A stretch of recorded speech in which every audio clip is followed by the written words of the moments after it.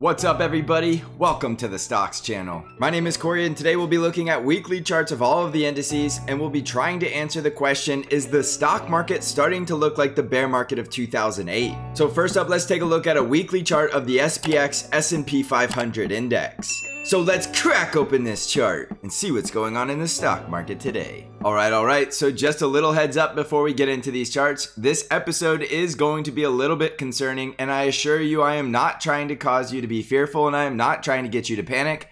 But we are definitely seeing some price action that is looking very concerning, so you need to start preparing now and know exactly what you're going to do in case we do get another bear market like 2008. I am by no means saying that we are going into a bear market like 2008, but we are definitely seeing a lot of things on the chart that you don't want to completely ignore, because I can assure you a lot of people back in 2008 continued to think the market was bottoming, but it just continued to go lower and lower and lower. So we'll look at the 2008 bear market scenario, but first I do want to start with the current situation that we have, and this is a weekly chart of SPX, so every candlestick does represent one entire week's worth of price action, and you can see we had an extremely bearish April. Every single week in the month of April was a red candle that closed near the low of the week, and we did close at new lows, slicing down through the previous low at 41.58. So this is an extremely bearish looking chart now. You can also see that we did lose our support trend line, even though we still do have the support trend line from the bull run that started at the bottom of 2009. And we do still have support right around the 3900s for that support level, but that's still quite a bit of ways away before we get down to the 3900s. And we don't even know for sure that level is going to hold up as support. So I just want you to know right now the price action is slicing through some critical support and we are forming new weekly lows. And we don't know when we start heading down into a bear market how low you could possibly go. And I am going to use 2008 as an example. There's a lot of data and a lot of statistics that are popping up saying that a lot of the price action we're seeing is very comparable to some of the price action we were seeing in 2008. For example, from high to low in the month of April, if you take how much we gave back, we essentially dropped 11% in just 1 month, and April is typically the most bullish month of the year. So there is a lot of motivated selling, and we did have a lot of catalysts through earnings that should have helped stop the stock market from selling off, but clearly we are just seeing people dumping their positions and people just refusing to buy at any support levels, which is causing this price action. Now don't forget, there is the possibility we're getting that sort of WXY double correction, and if we do mirror the previous correction over our current situation, there is likely going to be that bounce that takes us back up to retest the 4300s before we see any more downside. But again, there's no guarantee that we have to see that. Typically, when you see a bearish price action that just closes near the lows and you see no retest of resistance, you usually will get some type of dead cat bounce to retest that level as resistance before you see the next leg lower. So I do favor a bounce off of the 3900s or the 4000 range on SPX to come all the way back up to about 4300 or possibly higher. And yes, we could go all the way back up to retest the highs and still go into a bear market. Now there is going to be the possibility of capitulation where we don't see a bounce and we just go straight down to the 3900s without a bounce, and then possibly see the dead cat bounce to resistance at a later date. So now you can kind of see the price action of what you may expect going in the next month of May. But I do want to take the opportunity to now go back and look at 2008 and see how that price action was looking before we saw the bear market and before we saw the massive wave of selling. Okay, so we're going back in the chart and we're still on the weekly chart of the SPX, and we're looking at the breakdown of the bull market of 2007 going into the bear market of 2008 that didn't bottom until March of 2009. So the first thing you want to pay attention to in 2006 and 2007, this bear market did start with the break of a bullish trend line, and we did see a massive wave of selling. So the first thing you need to pay attention to when you see a drop like this is a lot of these candles are going to look like the bottom, and we could be in this situation right now. We're losing support and nobody knows exactly where we're going to find support because we still have a buyer strike and we still have high volume selling that continues to slice through support. So whether we find a bottom in the first week, the second week, or the third week is irrelevant because we don't know where that's going to be. So you immediately need to understand when you lose support and you lose support trend lines, you need to start getting risk off and you need to be very cautious of that waterfall wave of selling. Now in this event, when the trend did break, there was a bounce initially and then we continued lower. And again, you're going to get these counter trend rallies in between, but you can see it's still met with more selling. And even after the 3 waves of selling, there was still another very strong bounce and the selling still continued and then we get another bounce, and then we see full-blown capitulation that goes all the way into a multi-month period of just waterfalling straight down with small bounces in between before making new lows. So I want you to take this very seriously because we are in the very early stages and we don't know for sure that we are going much lower, but why take the chance and not have any plan if we do start to break down and just go all in the market and have no plan what you're going to do in an event of another 2008. So again, I'm not trying to scare you and I don't want you to just go panic sell all of your positions on Monday. I want you to be prepared and I want you to start thinking about what you're going to do if we do see another scenario like this. As you can tell, there was plenty of opportunities and plenty of bounces for you to get out at better positions after we made new lows. But if you just held in 100% or you're continuing to over leverage your account, you are not going to have a good time if we see another market like this. Don't just say that will never happen again and that was in the past and it's over with, because everything can always happen again. Nobody knows for sure if we're going into recession. Nobody knows for sure how we're going to get out of this mess of inflation and possibly going into recession at the same time. So just don't rule out the possibility we could see this waterfall wave of selling, and make sure you have some type of plan or some type of strategy of what you're going to do in the event that we just continue to sell off. Now, the good news is after we do see a massive sell-off, we usually do go back into a prolonged period of a bull market. And if you really did just hold on to your long positions and you never sold them and you just continue to accumulate more, eventually you will come out on top. But just be prepared to hold your positions for multiple years because you never know how long it's going to take. You could go back to new all-time highs within 5 years and continue to make new all-time highs, or it could take a decade or longer because nobody knows for sure. So just know, looking at this price action, we are seeing a major breakdown of significant support. And even though we are still above the support level from the 2009 bull market, we are definitely starting to see more bearish price action as we continue to break through support. So from here, getting down to the next support trend line is still about another 5% drop. And if we continue to go lower and go down to the next support legs lower, you're looking for a total of another 11 to 12% drop, possibly even more. So yes, there could be a lot more pain coming, and you're going to know this if we start getting rejected at another lower high. Remember that a bear trend is defined by lower highs and lower lows. And right now we are starting to see lower highs and lower lows, and we don't know where the next lower low is going. Without a doubt, this is a lower high than this high. And without a doubt, this is a lower low than this low. So as you can tell, we are in a downtrend. And my suggestion for you is make sure when we're in a downtrend that you use the saying, it's a downtrend until it's not, to force yourself to remember that you are trending down and you shouldn't be trying to call a bottom. This is the same exact approach I told the bears in the last 2 years when we were in a strong bull trend. I told the bears to stop trying to call a top because it's such a strong bull trend and you never know how high the market can go. Now you have to flip around and you have to look at the chart being in a bear trend because that's what it's doing, forming lower highs and lower lows, and you don't know how low this market can go. Is it going to be another 2008, or are we already near the bottom and we're about to start bouncing and going back into a bull market? Nobody knows for sure. That's why I always suggest following the price action, and right now the price action is screaming in our faces to be risk off and be very cautious of more downside. Now what will make us more bullish is if we can get back above this support trend line, which will require us to break back above the 4300s and then eventually break out and form a new high above the 4500s. By far, that would make us a lot more bullish, and as you saw in 2008, you did not see price action making higher highs. So the number one way to know that the bear market is over and we're no longer going into a downtrend will be the S&P 500 breaking out of the 4500s and continuing to hold that level as support. So you should not be getting bullish on the S&P 500 until the SPX can start breaking back above 4550. So stay risk off below 4550, and remember we still do have valid price targets to the downside at 4,000 and 3,900. And just because they're price targets doesn't mean we have to bounce off of them. They're just targets to pay attention to while we're in this downtrend. If we break down below 3,900, you're looking for a retest of support at 3,700 or a retest of the highs back in August of 2020, which was right around 3,588. So there could be a lot more downside coming, so I do suggest going risk off at the next resistance if you haven't already, and make sure you're not over leveraging your account because you're trying to call a bottom. If you go over leveraged because you think we're at or near a bottom and you stay over leveraged and we do get another 2008, you are going to completely wipe out your account, and more than likely your account will start compounding down towards $1. When I say over leverage, I'm talking about things like using margin, 3x ETFs, and call options.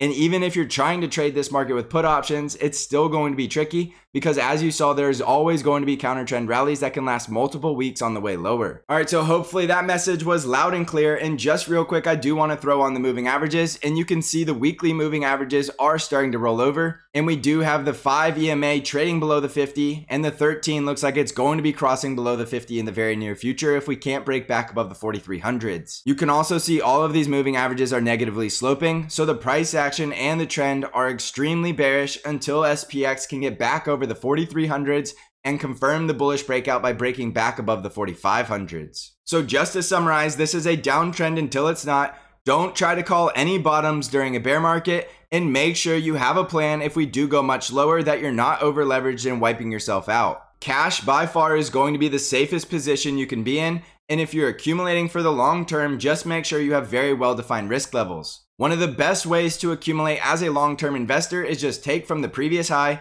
and start accumulating at percentages below the breakdown. Typically, a correction is 15%, a bear market is over 20%, and the bottom of a bear market or a typical prolonged bear market is going to be somewhere around 34%. So you can take those percentages around 15, 20, and 34 and start accumulating at those levels. And if we never actually go that low, the worst thing that happened is that you were prepared for the worst and you didn't have to actually take action. You can always put that cash to work at higher prices once we get confirmed bullish price action. All right, next we'll take a look at the bear bull survey, and we could see that a lot of people are becoming bearish at 59%, which is a 1-year bearish high. We're still at extremely low bullish levels for 3 weeks in a row, with the bullish percentage being below 20%. And we still have around 24% of the people that are neutral. Now remember, this doesn't guarantee the stock market has to do anything.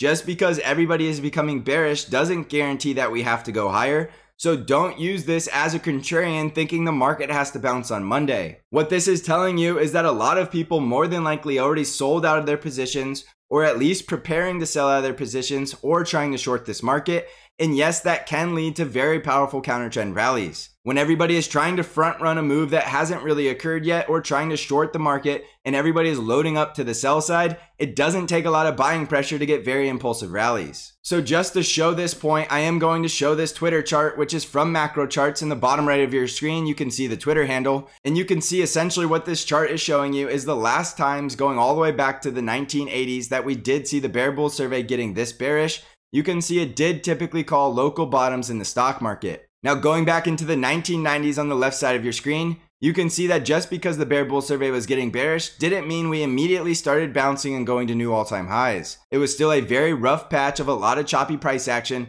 but eventually we did bounce out of there, and within 6 to 12 months later, we were at higher prices. Now in 2009, we didn't see that much bearish sentiment until the full-blown capitulation at the bottom. And of course, that did mark the bottom in that bear market, and then we did start back into a bull trend. So looking at this now, we are in this similar position where we're starting to get way too many people that are bearish and very few people that are still bullish. So we could be putting in a local bottom for all we know. So just keep this in the back of your mind as a contrarian that we could be getting into some very good risk reward ratios to the long side, but you still need to be very cautious. So just take this with a grain of salt, but do be aware of it, and do understand that if everybody does become bearish, we more than likely could be closer to a bottom than we realize. Next, we'll take a look at the weekly chart of the NDX, and we can see the NDX is also slicing through very critical support and also had an extremely bearish month of April with 4 red weeks in a row, closing at the low of the month and breaking down through another critical support level at 13,300. So at this point, it looks like the NDX is trying to get back down to the 12,000s. And if we do copy the price action from the previous correction and just overlay it here on the current price action, you can see a very similar story as the SPX, where it looks like we could be bouncing to retest the breakdown out of the support trend line and then going down and possibly even slicing down through the 12,000s. Now this would be a bear market, and this would be a very painful correction from the highs, taking us all the way down to about a 30% decline before we found a bottom. Now that doesn't mean we would have to stop at 30%. We could continue to go lower, but this is the point I'm trying to make, is that this is not the time to be taking on too much risk until we start getting back above some support and getting back into these support trend lines. Remember, it's a downtrend until it's not, and this is very clearly very strong selling with lower highs and lower lows. So even if we start to bounce, you still need to break all the way back above 14,870 before it's a higher high. So there could be a lot more upside and still be a lower high before we make another lower low. So just be very cautious, and looking at the weekly moving averages, you can see they are all stacked to the bear side. all negatively sloping, and the price action is starting to accelerate to the downside. So we more than likely haven't seen capitulation just yet. And even if we do see capitulation, it doesn't guarantee that the market had the bottom. Capitulation is when everybody is running for the door because they're sick to their stomach and they're just ready to sell everything because they no longer want to see their account balance going lower. And usually that is going to be the moment in time that you get one of the strongest bounces in stock market history. So do what you want, but normally panic selling is not the way to handle a sell-off. You usually want to sell on the very impulsive bounce that comes afterward. It's going to be very painful watching your account balance draw down, but if you panic sell at the bottom, you are going to realize a loss that you don't have to realize, so just be very cautious panic selling. If you're worried about a bear market and you're worried about going much lower, you should be getting more risk off and starting to raise cash now and not just panic selling later on. So start making a plan of what you're going to do if we go to much lower prices, because as you can tell from these charts, things are looking very bleak and very bearish until we start breaking back above some of these support levels. Also, let's go back and look at 2008 where we did bottom in 2009, and you can see very clearly the NDX was breaking down below support trend lines. We were getting those full-blown capitulation sell-offs, and then we were getting very impulsive bounces. So to show that point I just made, if you were panic selling on this way lower and you were selling at the bottom, you totally missed out on this extremely impulsive bounce to a lower high. And these impulsive bear market rallies are where I suggest you lock in your losses or go risk off. Don't sell down here at the bottom because you're panicking and freaking out. If you're going to hold your positions and you know this is a real possibility, just don't sell at the bottom. You're usually going to get very strong bounces as everybody capitulates. That's going to take you to another lower high, and this is where you will want to exit. Now, if you don't exit and you think you're going back into a bull market, you're just fooling yourself, because you can see here we did not make a higher high. We made a lower high and we continued to sell off, breaking down below the next trend line after another lower high and just continuing to capitulate, going all the way down to the lows of the bottom in 2009. So looking at this chart, this is a great history lesson of what to do and what not to do. Don't panic sell at the bottom, and make sure you're getting risk off when we're breaking through support trend lines. Right now in the current situation, we are breaking the support trend lines, so you should be getting risk off. And if we start to see this waterfall wave of capitulation and you still want to get more risk off, you are going to do that on the next bounce to the next lower high. And we will have those levels as we do our day-to-day analysis to look for on the bounces. So just start preparing for all of this now, and don't forget this is a real possibility and this could happen again. So don't just completely ignore your history lesson that I gave today. Start making a plan and make sure you know exactly what you're going to do. On the Dow Jones weekly chart, we can see very similar story with very strong impulsive selling closing at the low of the month, and we're back down to the lows that we had on March 7th of 2022. So if we break down below this level right around 32,944, the Dow Jones will be making new weekly lows, and as you can tell, this is definitely looking like it's rolling over and getting ready to die. This was a very long sideways trading range between about 33,000 and 36,000, and it clearly looks like we are now breaking out of that trading range to the downside. So the Dow Jones below 33,000 is extremely risk off, and you're not getting bullish until it can get back above 35,000. So respect that all of these indices are telling you they're getting ready to roll over and die,